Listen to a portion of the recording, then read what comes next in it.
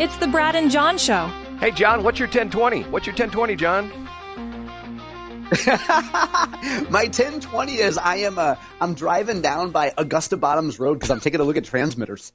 No, transmission towers. That is John Combes. It's October 20th, and this is the BJ Show. This is the B Block, and we talked about this in the A Block, the 1020 in CB lingo and some police department lingo is location. 1020, it's 10 code. Okay, John, you ready for the top three? Well, my top three. I get to do this. And how do you start it off, John?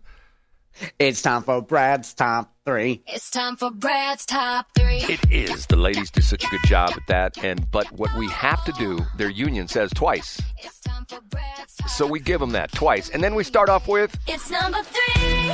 John, if I gave you 10,000 guesses, you would never guess what I'm going to talk about as number three. Oh, I can't wait, Brad. What is it? John, I want you to go to a website. I'm going to give you the web address here, uphe.org. That's U as in Union, P as in Papa, H as in Hotel, E as in Echo, uphe.org, okay? Utah Physicians for a Healthy Environment. Okay, this is sort of a weird one out in left field for me. There's two guys who started this show years ago called the Diesel Brothers. Did you by any chance ever see this show? I can't remember what network it's on. It might have been on Discovery or something like that. Have you ever? No, of course not. Okay, two guys in Salt Lake City who worked on trucks, and specifically they worked on diesel trucks, and they showed how they could increase their performance and things like that. And they did some things that were illegal, where they did, as we call it in the motor world, they did deletes, which means they deleted certain emission controls for the diesel trucks. Particularly, and I say particularly, not ironically, but they deleted the DPF, which is the diesel particulate filter, okay? And they were rolling coal. You know what? You're familiar with that term, John? You know what rolling coal means? I'm not, no. Rolling coal means you adjust your diesel engine so when you accelerate very hard, it throws out lots of black smoke, okay? That's called rolling coal, okay?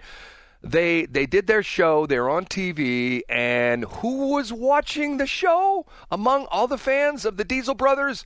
The EPA, the Environmental Protection Agency. Hold on, I got to clear my voice here. Long story made short, they got nailed with violation because they were tampering with vehicles' emission systems. They were selling some products, some components that essentially they were like selling pipes that would, you could put in place your diesel particulate filter.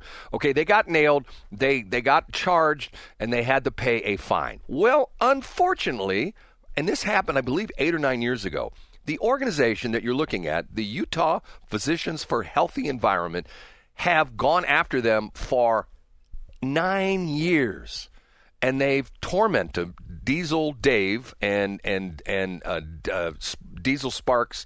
And they've got a very successful YouTube channels. Okay, a couple YouTube channels. Last week, as Dave Sparks was heading to the Salt Lake City airport to fly out of town to go to a speaking engagement, because he's a very famous guy right now, he rolls up at the airport, gets out of his car, and immediately 2 or 3 SUVs come and surround him, and he's put in handcuffs and taken to the Utah County Jail in handcuffs, put in solitary confinement. Do you know why, John? Why? Because of the UPHE, the Utah Physicians for a Healthy Environment, have been suing him for 9 years, and they essentially went to the court and said, he has been contemptuous in court because of the fact that we keep asking him for documents, and he won't provide them. Now, what's interesting about this is it's ironic that over the weekend I heard an interview with it was either Donald Trump Jr. or Eric Trump. I can't remember which one. Sometimes they're interchangeable to me. And the question was, how much has all this litigation cost your father? And the answer was, take a guess. Take a guess what all the lawfare cost his father, okay? Okay, yeah. No, take a wild guess. Wait, how much would it cost Donald Trump? Yeah, how much? $10 million. They claim $400 million. That's what they paid in legal fees to defend themselves against, because remember, Letitia was trying to get their businesses kicked out of New York and trying to get him thrown in jail and all that kind of stuff. Okay, I go back to these nutbag physicians who are suing this guy, Dave Sparks, and been doing it for years. It's just gotten ridiculous. Now, the interesting part of it is that if you are a fan of these guys, and I'm not a super fan, but I've heard the rumors that he's being harassed by these people, and they're suing him all the time. After he got thrown in jail for 3 days in solitary confinement. Now, keep in mind, John, this guy is like a big YouTube star, and to the point where he keeps getting hassled by these doctors. They throw him in jail for 3 hours, or for 3 days. He's in solitary confinement. He's come out, and now he's essentially said, you know what? I've never mentioned the UPHE. I've never mentioned the attorney, and he gives the guy's name Reed Sars. He gives all these people's names. I'm not saying that you should do anything, wink, wink, nod, nod, but these guys have made my life miserable. Maybe it's time for you to make their life miserable. He didn't say that in so many words, but that's what he said. John, your opinion of that? Well, I mean, the latter part seems like he's quite angry. I mean, not knowing the details of this. He's saying that people get back at him. I hope that nobody would take some sort of action that would be drastic against that group. But what I don't get is, isn't Utah a Republican state? Like, can't somebody with some stroke come in and say, what are you guys doing? Well, the interesting part of this is that the attorney, and I've done some research on this, and actually once I got into this, it's actually sort of a fascinating case. The attorney is from Wyoming. And matter of fact, you can find him real easily. His name is Reed Sars, R-E-D, if you want to look him up, S-A-R-S, or maybe S-A-R-Z. I can't remember which one it is. And he prides himself on the fact that he is a environmental attorney who sues anybody who he deems is damaging the environment. And he's the attorney. And the interesting part of this is that Diesel Dave tells the story that even though the judge, and he got the crazy part of it was they got a judgment for $111 million, which was reversed on appeal to practically nothing. But the interesting part of this is, and I do think this is sort of fascinating, is he says that the way the Utah state law reads, that even let's say you got a $10 million judgment against me, and it got reduced to $100,000. But you got the judgment plus attorney's fees. The attorney's fees don't degrade. So in other words, if the attorney said, well, we spent $30 million suing Brad, and the judgment got knocked down to $10,000, you'd still owe the attorneys $30,000. So he gives examples of all these crazy things. Like, for example, he says that the attorney went to the Meta headquarters in California to get the records of how much money Meta is paying Diesel Dave and his people through their Facebook pages. And the answer is none. So he spends 2 days on the road. He actually sneaks into the Meta headquarters, the whole bit, and the point being, he knew that he was making no money from Meta, but yet he gets to bill his time and expense and all his travel expenses because of the fact that he's got to pay all the legal fees. Get what I'm saying? I get exactly what you're saying. Yeah, Brad. They're just running the meter, and they're just being buttheads. And Diesel Dave's point on this is, he essentially says, look, if these guys are really for the environment, and this hits another one of my hot buttons, if they're really for the environment, they're suing all these people. What are they doing to improve the environment? And the answer to this is nobody knows. It's a 501c3, not for profit, and everybody's getting paid. People are getting paychecks out of the company. But yet, what have they done to improve the environment?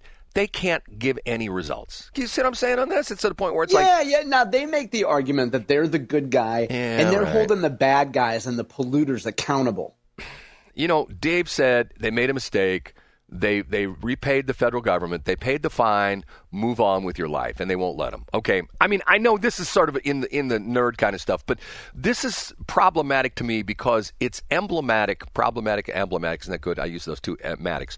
It's emblematic in the fact of, if someone wants to ruin your life, they can get some butthead attorney that just sue and sue and sue and sue and sue you, and they're going to sue you into bankruptcy because of the fact that they've got, like in this case, this guy's making a contingency. He's making contingency off the lawsuit, and Diesel Dave's got to hold on, man.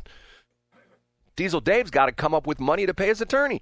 Same thing with Trump. What did it cost Letitia James to go after Trump? Nothing, because the state paid for it. What did Trump have? So she got paid handsomely to do that. Right, exactly. Okay, that's my point. Okay, belabored a little bit. Okay, number 2. It's time for Brad's number 2. It's time for Brad's number 2. And I know John's going to say, Brad, Why do you listen? And you know what, John?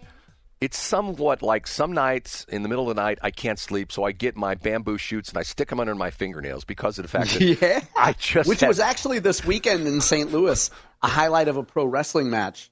John Moxley took literal bamboo shoots and dug them into Darby Allin's fingernails, Brad. And I thought, hey, look, it's Brad tuning the dial to NPR. There's a show on called On the Media, okay? And this particular episode featured a guy who is in jail for murder, okay? And they interviewed him from his, well, I guess not from the jail cell because he doesn't have a phone in jail, but apparently from the prison phone, okay? And the point of the interview was this guy has written a book, and he's complaining the fact that true crime shows, podcasts and like Dateline on TV and 2020 and things like that, make these criminals look much worse than they are. Actually, it makes them out to be devils, out to be demons, when, you know, they may have murdered 3 people, but they're really a good person. He knows it because he's in jail with them. And I'm thinking to myself, am I living in an alternate universe? Is this guy essentially saying we should say, whoa, that guy, he killed 3 people, and he cut their heads off, and he dismembered their bodies and threw them down. Oh, he's really a good guy. We shouldn't do a true crime show about him. That's horrible because it ruins his reputation, John. Yeah, so what does he want? What's his call to action? Oh, there shouldn't be any of these true crime shows. That's the call to action. No true crime shows because it's making these people look bad. I'm thinking to myself, wow, what alternate universe am I living in? And the interviewer kept saying, well, now, you know, and he's asking him straight questions. To me, I would have had a field day with this guy. I go, and he even talks about his murder. This guy, and this guy writes books. I don't know his name. I should have copied it down. And apparently he's written like 3 or 4 books, and he's making money from prison. I don't know how he's, you know, maybe it's like the Son of Sam Law where he's not really making the money. Somebody's making money. Maybe his kids are making money. I don't know. But how in the world, you know, and this On the Media is, this show's always, and everything they do is like anti-Trump, anti-Trump, anti-Trump, anti-Trump, anti-Trump. And on another program on NPR, I'm going to drop these 2 together. They were talking about the No Kings rally, and one of the NPR reporters made the comment saying, well, a lot of people are unhappy with the Trump administration because they've been in power for 9 months now, and they haven't really done anything. I'm thinking to myself, did I just hear that?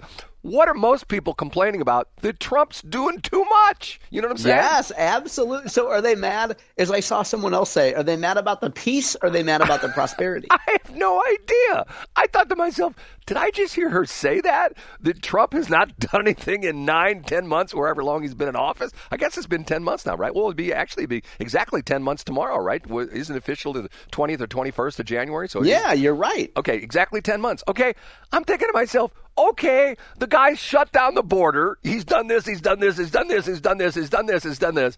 He's executive orders, and wasn't the whole, and the irony of is she was reporting about the No Kings rally. Wasn't the whole point of the No Kings rally that we now have a king and he's just doing all this stuff by his own? He's not paying attention to the Constitution. He's upending the democracy. Get what I'm saying, John? Yeah. I mean, so they're undermining their whole argument. I thought to myself, what universe am I in? I mean, this is just, to be fair, this is just one big NPR liberal that doesn't necessarily speak for the whole liberal movement, you know? I just couldn't believe it. I'm going like, man, I don't. You know, and what's interesting about it is right after this, there's a promo comes on. Hi, this is I can't remember the name. We're so thankful for you sending us the money. Yes, the Trump administration cut back our funding through the Corporation for Public Broadcasting, but you banded together with us, and we've got all the money back because you people have given us money to keep doing what we're doing. Yes, we've got the largest news staff in the entire St. Louis area, larger than the Post-Dispatch, but yet we only turn out about 2 stories a day, and on the air we only have one person who's ever on the air, and if it wasn't for Jason Rosenbaum, there would be no news on NPR at all. Right, okay. I'm done with that. Ready for number 1, John? Yeah, let's do it. And now, Big Finish, Brad's number. John, I'm not going to say that what you said last week isn't true, and I think you actually put this in one of the recaps, but this morning when I'm doing my show prep, yes, I do show prep for this, I saw a Facebook post from Randy Raley, specifically from Randy Raley for U.S. Congress. And I thought to myself, nice. Well, I thought to myself, this must be an old post, but it turns out it's him. I don't know where he was at. He's at a No Kings rally, and he's walking around asking people if they were Palestinians. Now, I don't know why he's doing that, but I thought, and it said, I looked at the title at the bottom of the page, and it said, Randy Raley, U.S. Congress. Remember, you and I had a discussion. He talked about the fact that he dropped out because he had a heart attack, but then he talked about the fact that the heart attack wasn't as bad as he thought it was, so he may get back in. You said he won't. Apparently, he's back in. Do you know anything more about this? Nice. And so we'll see how long this lasts, and it's October of 2025 right now, right? October 2025, so we're essentially, 12 months and, 3 weeks away from election? Something like that? Yeah. So, I mean, it makes sense that he's pretending that he's going to stay in the race now. Which, by the way, what you sent me, we'll talk about that in C Block, because I have an announcement that I want to make, okay? Oh, wow, Brad. Who's going to be your treasurer? Are you going to be your own treasurer? We'll talk about it. Do you think after all the years you have spent working with Agnes, do you think she would fall on this sword and actually put her name as your treasurer?